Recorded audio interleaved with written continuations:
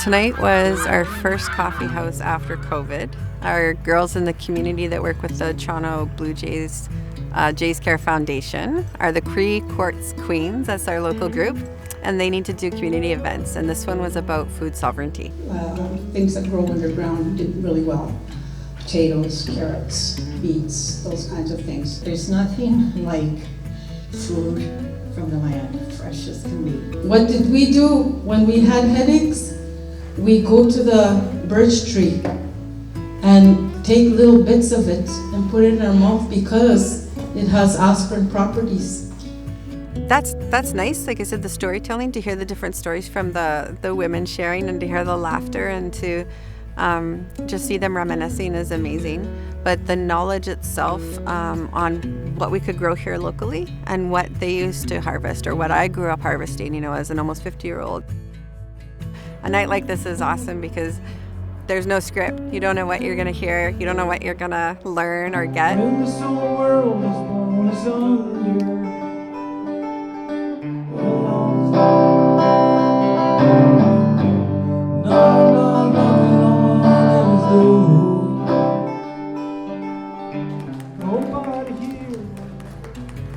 This was a partnership. So the More Than 350 is our Miloskamin celebration right now. This is the season that we're in, which is the blooming season. And we are doing events as the MRHHA, but we're also looking at other community organizations and saying, well, we'll partner with you and we'll, help you do this event.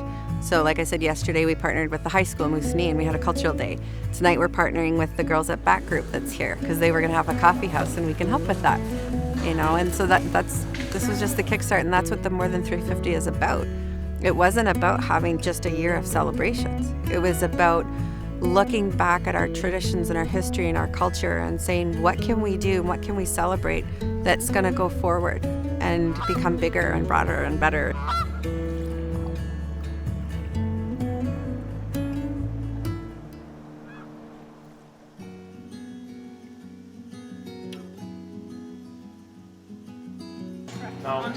We had a poster that we set aside. Today we're doing a heritage photo contest and walk, both in Moose Factory and Moosonee. It's part of our Miloskamin Heritage Celebration, one of the 6 celebrations we're doing throughout the entire More Than 350 year. This is our second event in the season of Miloskamin, which means beautification of the earth. It's a beautiful season, and it's we've got amazing weather today, 23 degrees, sunny. So it's a great day to get people out walking. We want to get people out together in groups, walking around and appreciating that natural and cultural and historic heritage that's all around them that they often, don't stop to think about. But here they've got a list of sites that they're going around and photographing and hopefully coming to appreciate more and connecting with others. There's a wide range of historical and cultural heritage that we have here, both Cree as well as European, and the encounter between the two. This is important for a number of reasons. One of the things that we're aiming to do is, in terms of the heritage buildings and physical sites, we want to restore them, repurpose them to serve the community in the maximal way possible. This fits into our More Than 350 vision because it's emphasizing the fact that there's much more than 350 years that we're looking at in terms of heritage. It's much older than that, but it also goes forward. It's not just about the past, it's about the next 350 years and beyond, and how the heritage that we have can help build that future.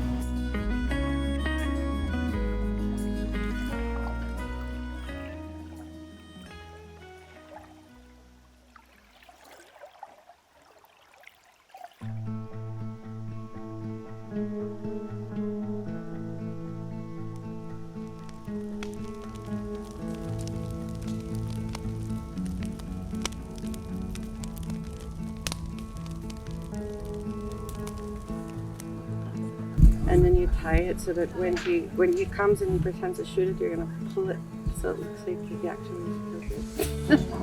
Yeah. We're in the end of our Miloskamin celebration, and I wanted to offer the space to the community to learn about our ceremonies. Faith got a hold of me She has her beautiful little boy, and she had heard about this ceremony and didn't know anything about it. When I had my first daughter, so this would be back in 2000, I had read about this ceremony in a book. It described it so beautifully that it was something I wanted to do for my daughter. So the purpose of the ceremony was our children. Back in 2000, I had learned about one of our traditions, which is called the walking out ceremony. So when they're ready to walk, we hold this ceremony for them. And so this will be the first time that they touch the earth. We care for them and we protect them and we keep them off the earth for their first year. And that was mostly because they were traveling, right? They were in Ticonagans to be safer on the camp. Once they started walking, that's when they were recognized as being able to formally join the community. The ceremony is for two things: to introduce them to Mother Earth, to introduce them to their roles that they're going to have in this life. And this is their first time the community is formally acknowledging them and meeting them. The people that come are making a promise to support this family and support this child, and a promise to help guide them, teach them, watch out for them, help them grow, and even the parents, like I say, the family unit, if they're needing help with anything, you know, we're making a commitment to do that as a community. It makes me so happy that we're able to share these things. This is our culture. We don't have to hide it anymore. When my dad was, you know, growing up, or even when I was growing up, these ceremonies were happening, but they were hidden.